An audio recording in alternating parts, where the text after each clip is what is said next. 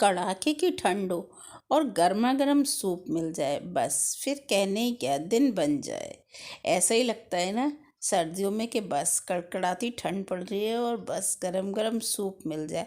Energy booster का काम तो करता ही है और टेस्ट में भी बहुत ही बेहतरीन होता है। तो चलिए आज हम बना रहे हैं ऐसे ही एक टेस्टी टमेटो सूप। तो आइए साथ में मिलके बनाते हैं। बहुत ही बेहतरीन रेसिपी होने वाली है और बेहतरीन टमाटो सूप।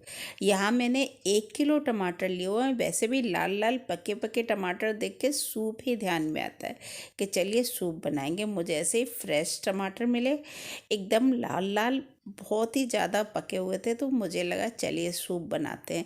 तो बस मैं इसने स्टार्ट कर दिया है, टमाटो को कट कर लिया। अब यहाँ मैंने थोड़ी सी अदरक, थोड़ी सी प्याज, थोड़ी सी यहाँ जिंजर, एक कैरेट और एक बीट रूट लिया हुआ है।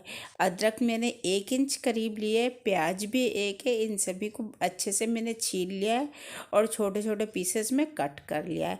और एक बे लीफ है। अगर आप प्याज लहसुन नहीं खाते हैं तो स्किप कर दीजिएगा। अब मैं कुकर में बना रही हूँ ताकि फटाफट से बन जाए। यहाँ सिर्फ 1 स्पून ऑयल डाला है मैंने, ज़्यादा स्पून नहीं डालेंगे। इसमें बे लीफ डाल दिया है, तेज पत्ता। अब इसको अच्छे से हम फ्राई कर लेंगे। फिर बाकी सभी चीज़ें प्याज लहसुन अदरक और बीट रूट सभी डाल देंगे इसमें हम, ताकि और इनको 1-2 मिनट अच्छे से यहाँ सौटे कर लेंगे ताकि इनका कुछ कच्चापन निकल जाए। अब हम इसमें अपने सारे जो कटे हुए टमाटर हैं ना उनको डाल देंगे। इन्हें मैंने बढ़िया से धो लिया था पहले और अब मैंने लगभग 2 मिनट तक इसी तरह से फ्राई कर लेंगे।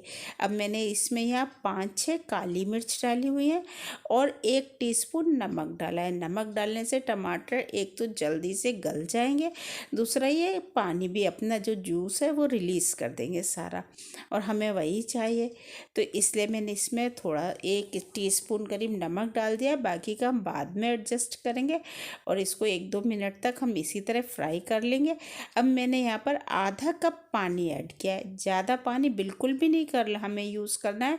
और बस हमने इसे बंद करके 2 विसिल ले लेनी है। देखिए 2 विसिल के बाद में हमारे टमाटर कितने मशी हो गए। अब हम इसमें से तेज पत्ता निकाल देंगे, इसका काम हो गया है। तो बस अब हम इसे विदा कर देंगे और बाकी की चीज़ें देखिए कितनी अच्छी तरह से मशी हो गई हैं। चलिए अब हम इन्हें छान लेते हैं। मैंने स्ट्रेनर में सभी को छान लिया है। ये जो नीचे जूस बचा है ना, इसे हमने फेंकना नहीं है, इसे यूज़ करेंगे। इसे हम ठंडा कर लेते हैं अब, क्योंकि गरम गरम हमें यूज़ नहीं करना है। मैं प्लेट में डाल के इन सभी को ठंडा कर ले रही हूँ, क्योंकि अगर हम गरम गरम मिक्सर में चलाएंगे ना तो मिक्सर खुलने का डर रहेगा। फट मिक्सर का जार खुल जाएगा और अपने भी हाथ पैरों में आएगा और पूरा किचन गंदा हो जाएगा। चलिए अब मैंने इन सभी को जार में ट्रांसफ़र कर लिया है और इन्हें बढ़िया से हम पेस्ट बना लेते हैं। ये देखिए इसकी कंसिस्टेंसी आप देख पा रहे होंगे कितना थिक है, मतलब हमारा जूस बहुत ही बेहतरीन बनने वाला है। और बीट रूट से इसका नेचुरल कलर बहुत ही कमाल का आया है। हमने इसमें कोई कलर नहीं यूज़ करना है। यहाँ मैंने सभी को छान लिया है ताकि ये इसमें जो टमाटर के बीज हो या उसकी स्किन हो वो सब निकल जाए। देखिए छानने के बाद हमें एक बहुत ही बढ़िया पेस्ट मिल गया है। अब यहाँ मैंने इसमें आधा कप पानी ऐड किया है, क्योंकि काफ़ी थिक है ये, तो आधा कप पानी ऐड कर दिया है। अब हम इसे थोड़ा कुक करेंगे।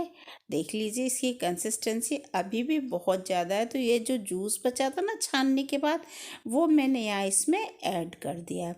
तो देखिए आप देख पा रहे होंगे जूस का कलर और टमाटर का कलर बहुत डिफरेंस है। जूस हमने ऑयल की वजह से जूस में हल्का सा येलोइश हो गया है जूस। तो बस अब हमने इसको साथ में कुक कर लेना है। अब मैं यहाँ पर काला नमक यूज़ कर रही हूँ। काला नमक ही डालिएगा, इससे फ्लेवर और टेस्ट बहुत इन्हेंस हो जाता है।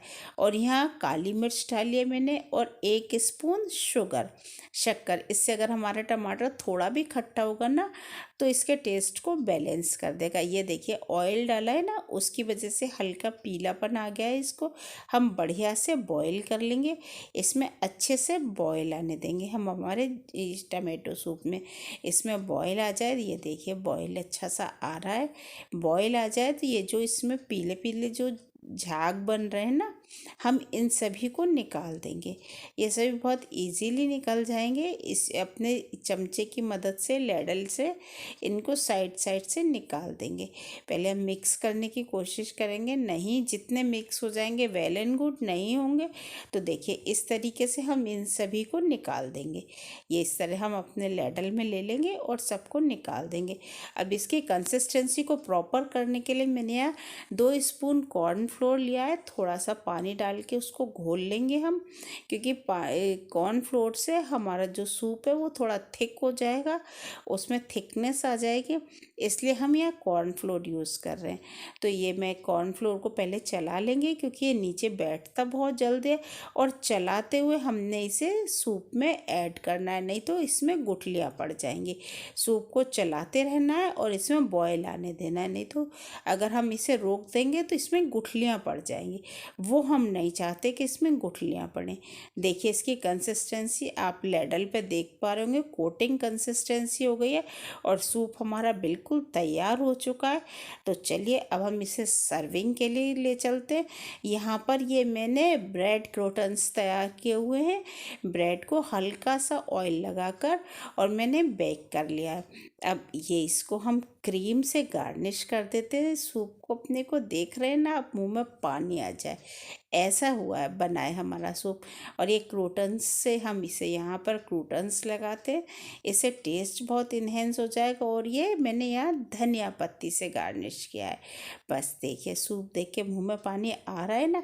तो चलिए आप भी ट्राई कीजिए। पसंद आई हो मेरी रेसिपी तो सब्सक्राइब कीजिएगा। Thank you.